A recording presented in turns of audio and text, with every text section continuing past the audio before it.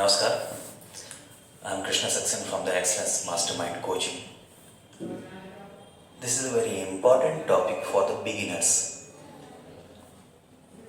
यदि आप अंग्रेजी भाषा के मामले में बिगिनर्स हैं, शुरुआती दौर पे हैं, तो सबसे महत्वपूर्ण चीज़ होती है टेंस। टेंस प्राइमरी कलर्स की तरह है, प्राथमिक रंगों की तरह, जिनको मिलाने पे विभिन्न प्रकार के नए नए रंग पैदा होते हैं। सेम उसी तरह से यदि आप टेंस में परफेक्ट हो जाएंगे तो आपका इंटरेस्ट अंग्रेजी में बढ़ जाएगा, उससे आपको अंग्रेजी समझने में बहुत फ़ायदा होगा और धीरे धीरे आपको कंपटीशन से समझ चीज़ समझ में आ जाएंगी। तो कॉम्पिटिटिव इंग्लिश के लिए सबसे मस्ट चीज़ है टेंस, क्योंकि टेंस का समझना बहुत ज़रूरी है। तो आज मैं आपको टेंस के कुछ चीज़ों में फोकस करने की कोशिश करूँगा और डुअल लैंग्वेज का यूज़ करूँगा, Hindi as well as English. Now see here, look here, I want to tell you something about the tense consonants. This is not a consonant, it is consonants. Now first of all thing, मैं present indefinite tense को describe करने की कोशिश करूँगा। हम सब जानते हैं, यदि मैं आपसे पूछूंगा तो आपको भी मालूम है कि प्रेजेंट इंडेफिनिट टेंस क्या है, तो आप मुझे बता देंगे जिस सेंटेंस के अंत में ता है, दी है, ते है आता हो। लेकिन इससे हमारा कॉम्पिटिटिव इंग्लिश का पर्पस सॉल्व नहीं होता। यदि आपको अपने कॉम्पिटिटिव इंग्लिश का पर्पस सॉल्व करना है तो हमें एक डेफिनेशन के अकॉर्डिंग चलना पड़ेगा, तब हम एरर फाइंड कर पाएंगे। यदि आपके सामने क्वेश्चन पेपर है तो आप ता है, ती है, ते के आधार पे एरर को स्पॉट नहीं कर सकते। तो if you want to spot the error in the question paper, then you must know about the definition of the present indefinite tense. अब वो क्या है? The action which is going on at the time of speaking is called the present indefinite tense. कहते हुए जो काम होता है वही present indefinite tense होता है। अब बहुत मुश्किल है इसको समझना। मुझे पढ़ते पढ़ते कई साल लग गए इस चीज़ को समझने में, एक सेंटेंस को समझने में। बिगनर्स के लिए भी काफ़ी महत्वपूर्ण है, ये बहुत समय लगेगा। फिर भी सरल करने की कोशिश करते हैं। मैंने पूछा आप क्या करते हैं, सामने से उत्तर आया, रिस्पॉन्स आया, मैं पढ़ता हूँ। At the time of speaking, आप कहाँ जाते हैं? मैं स्कूल जाता हूँ। At the time of speaking, कहते हुए जो कार्य होता है। सोते हो? हाँ सोता हूँ। कितने बजे सोते हो? रात को 9 बजे सोता हूँ। At the time of speaking. इसलिए मैं चूज कर रहा हूँ डिफिनीशन को, और डिफिनीशन के अकॉर्डिंग जब मैं चलता हूँ तो मुझे सही चीज़ें मिलती है। इसलिए मैंने यहाँ पर देखिए, यदि आपको दिख रहा हो तो मैं लिख रखा हूँ at the time of speaking. तो यदि मैं इस लाइन को कैच करके आगे की प्रोसेस करूँगा तो it will help me to understand the tense. अब नाउ कम टू हियर। अब प्रेजेंट इंडेफिनिट टेंस में हम दो प्रकार के सब्जेक्ट्स का उपयोग करते हैं। दो प्रकार के सब्जेक्ट्स का उपयोग करने की वजह, यहाँ पर दो प्रकार के वर्ब्स का उपयोग किया जाना है। सो हम इसको सरल कर लेते हैं। हम सपोज कर लेते हैं, एजम्पशन करते हैं कि हम एक singular form of the subject use करते हैं, एक plural form of the subject use करते हैं। फिर इसीलिए हम singular form of the verb भी यूज करते हैं, plural form of the verb भी यूज करते हैं। अब हम जब सब्जेक्ट्स को बांटते हैं तो सपोज करिए कि singular form of the subjects में हम ले लेते हैं ही, शी, इट और नाउन। आप यहाँ पर सिंपल दे सकते हैं ही, शी, इट और नाउन। थर्ड पर्सन और नाउन को मैंने डिस्क्राइब किया है। नाउन को हम दो तरह से यहाँ पर डिवाइडेशन के रूप में ले सकते हैं, परसीव्ड थिंग्स एंड अनपरसीव्ड थिंग। यदि मैं आपसे बात करूंगा हवा, भगवान, भूत, गोस्ट, तो that is not person, place और थिंग, क्योंकि नाउन के डिफिनेशन में हमें सिखाया जाता है कि थिंग लाइक पर्सन, प्लेस और थिंग। तो that is not a thing, that is things. तो थिंग्स से मतलब होता है परसीव, जिसको आप छू सकते हो, देख सकते हो, महसूस कर सकते हो। अनपरसीव, जिसको आप देख नहीं सकते, महसूस कर सकते हो। तो ये दोनों चीज़ें नाउन को बिलोंग करती हैं। अब इसी तरह से हमें दो सब्जेक्ट्स के अकॉर्डिंग हमें दो प्रकार के वर्ब के फॉर्म की आवश्यकता पड़ेगी, singular form of the verb और plural form of the verb. अब यहाँ पर इसकी वजह भी होनी चाहिए। होता क्या है, actually singular form of the subject से agrees with the singular form of the verb और plural form of the subject से agrees with the plural form of the verb. यदि मैं आपको शर्ट के साथ पैंट न पहनने की अपेक्षा मैं अगर टॉवेल यूज करूँ तो क्या ये सही लिखेगा? It looks different, it's a funny thing, है ना। सेम इसी तरह से यदि if I am using the singular form of the verb with the singular form of the subject और a singular form of the subject with the singular plural form of the verb, it is not clear, it is not right. तो थोड़ा सा वहां पर misbalance हो रहा है, unbalance हो रहा है। तो इसीलिए हम ये सब यूज करते हैं, and this is the basic law of the grammar, यदि आपको सीखना हो, है। और इसीलिए हम ये सब चीजें हमें जानना बहुत जरूरी है। अब इसके बाद हम सबसे पहले किसी भी चीज का खाका तैयार करते हैं, एक पैटर्न तैयार करते हैं। अंग्रेजी एक भाषा है, भाषा में पैटर्न्स होते हैं, उसी पैटर्न्स को तैयार करने में हम प्रेजेंट इंडेफिनिट टेंस के जब पैटर्न तैयार करते हैं तो हम subject plus verb plus object. Subject क्या होता है? सब्जेक्ट जो कार्य करता है, who works, who act. Verb क्या है? जिससे कार्य का होना प्रतीत होता है। कैसे? मैं हिंदी में आपको बता देता हूँ, यदि बिगनर्स को प्रॉब्लम होती है, ऐसे शब्द जिनके अंत में ना शब्द जुड़ा रहे वो वर्ब कहलाते हैं, क्रिया है। अब बड़ी प्रॉब्लम कैसे? सिंपल चीज, खाना, सोना, रहना, पीना, खाना, दौड़ना, देखना, भागना, सब में सब कहते हैं, आपको नाम नहीं लिखा। इट्स सिंपली थिंग, इसका मतलब है कि ये वर्ब है। तो इस तरह से आपको सीखना पड़ेगा और इसी को सीखने में सबसे बड़ी प्रॉब्लम होती है। पहला स्टेप ही सबसे ज्यादा डिफिकल्ट होता है ना। अब हम आगे बढ़ते हैं। अब जब इस तरह से हम subject plus verb plus object हम पैटर्न का निर्माण कर लेते हैं, उसके बाद हम सेंटेंस का एस्टेब्लिश करते हैं। सेंटेंस को एस्टेब्लिश करने में यदि हमारे पास singular form of the subjects है, for example he, she, it और नाउन, तो हम singular form of the verb का यूज करते हैं। अब ये singular form of the verb कहाँ मिले? हमको तो एक ही तरह की वर्ब मिलेगी। फॉर एग्जांपल खेलना, प्ले, हमारे पास दूसरा कुछ नहीं है, तो हमको इसको यूज करना है singular form of the subject के साथ भी, plural form of the subject के साथ भी।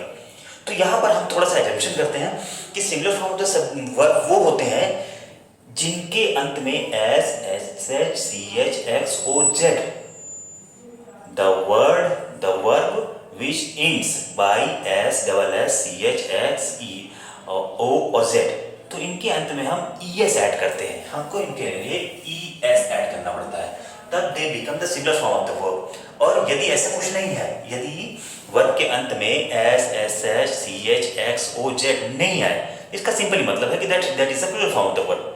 क्लियर? ये छोटा सा एक नियम होता है, इसको बिना प्रैक्टिस के समझा नहीं जा सकता। एक बार प्रैक्टिस हो जाए तो that is clear.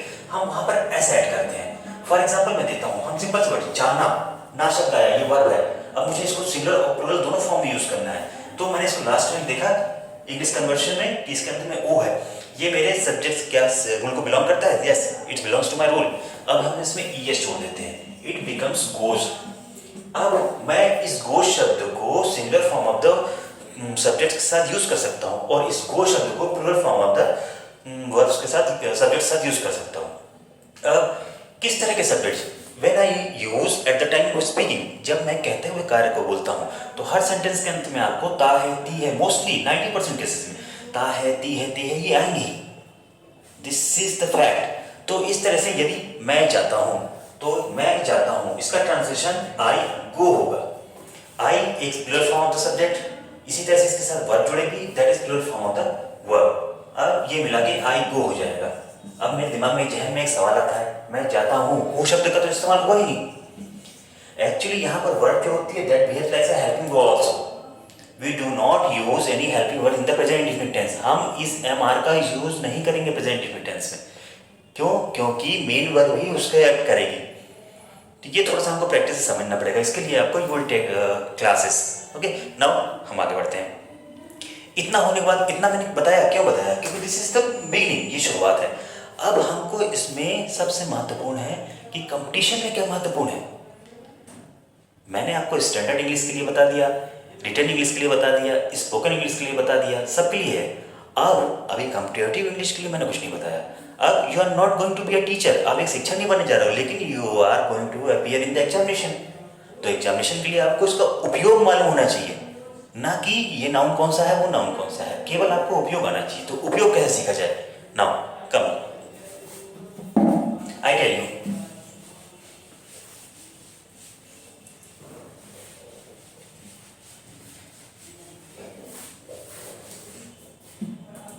First of all, सबसे पहला उपयोग मैं बताता हूं आपको प्रेजेंट इंडेफिनिट टेंस का।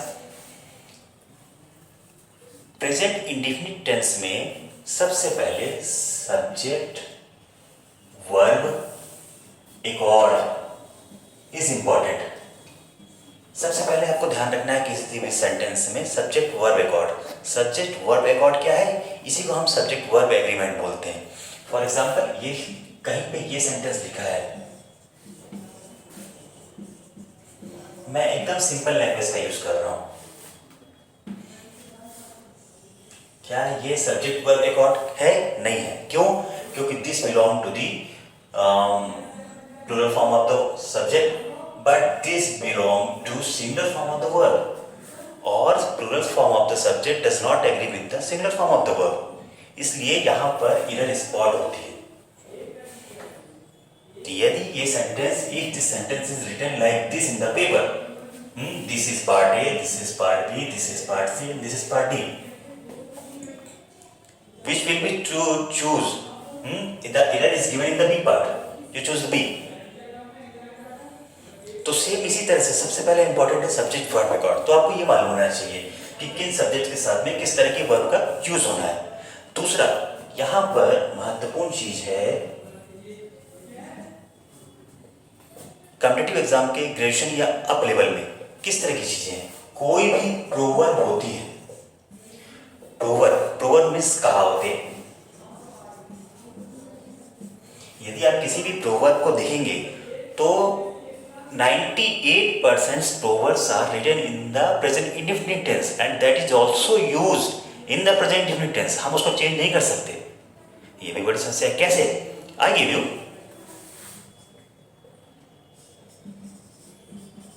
Live in Rome and fight with Pope. पानी में रखे मगरमच्छ से बैर। A bad mechanic quarrels with his tools। थोथा चना बाजे गाना और नाच न जाने आंगन टेढ़ा। और भी इसी तरह से बहुत सारी कहावतें हैं।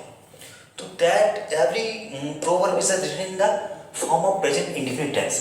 तो कभी कभी बड़े एग्जामों में I have seen many question in the ES level examination कि कभी कभी पूछा गया है। फॉर एग्जाम्पल बहुत पहले का मैंने देखा 2 and 2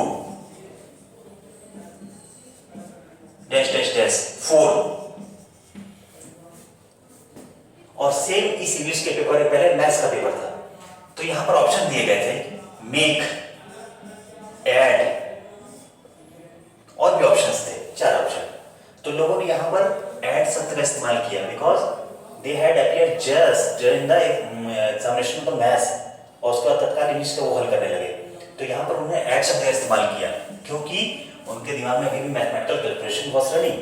तो ये गलत हो गया था। Actually this was the proverb in the English, क्योंकि ये भाषा थी और यहाँ पर मैथ शब्द का इस्तेमाल हुआ। 1 और 1 11 होते हैं, तो उसी संदर्भ में इसको यूज किया गया था 2 and 2 makes 4।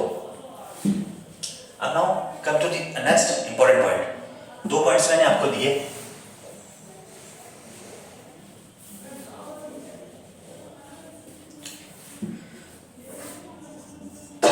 अनदर पॉइंट जो बहुत महत्वपूर्ण है, मैं इसको ग्रामर की भाषा में ना समझा के आपको सिंपल भाषा में समझाता हूँ। ग्रामर की भाषा में एक लाइन बोलूंगा, यदि main clause is given in the sentence and the subordinate clause also given in the sentence, तो मेन क्लॉज और सबऑर्डिनेट क्लॉज में चेंजेस होते हैं, है ना। नहीं समझ में आया ना? अब इसको, क्योंकि आपको टीचर नहीं बनना है, आपको एक कैलकुलेटिव माइंड का इस्तेमाल करके एग्जाम को क्रैक करना है। तो आप सिंपल समझिए, जब किसी सेंटेंस में कंडीशनल वाक्य दिए हों और दोनों वाक्य फ्यूचर टेंस में हो, I will go, he will come। अब इधर देखिए 2 प्रकार के अलग अलग सेंटेंसेस दिए हैं। अब मुझे इसको जोड़ के कॉम्प्लेक्स निर्माण करना हो तो कैसा होगा? तो मैंने बोला I will go if he will come। कोई जरूरत नहीं है, यदि मेन क्लॉज के ऊपर एक कंडीशन डिपेंड है तो आप इसको चेंज कर देंगे, I will go if he comes। ये होगा। देखिए ये 12th लेवल एग्जामिनेशंस में ये सब इस तरह क्वेश्चंस आते हैं। इवन आपके एमपी बोर्ड के हायर सेकेंडरी एग्जामिनेशंस में कभी कभी क्या चीजें दे दी जाती है। ये बहुत महत्वपूर्ण है इनको सीखना। कभी कभी इसमें निगेटिव सेंटेंस भी होते हैं, he will not come. Suppose करिए ही विल नॉट कम, तो अब इस सेंटेंस को कॉम्प्लेक्स या इकट्ठा करने में सेंटेंस बन जाएगा I will go if he doesn't come. पर देखने से पता नहीं लगता, तो this is a very important thing, क्योंकि ये अक्सर एग्जामों में होता है। Now come to the 4th।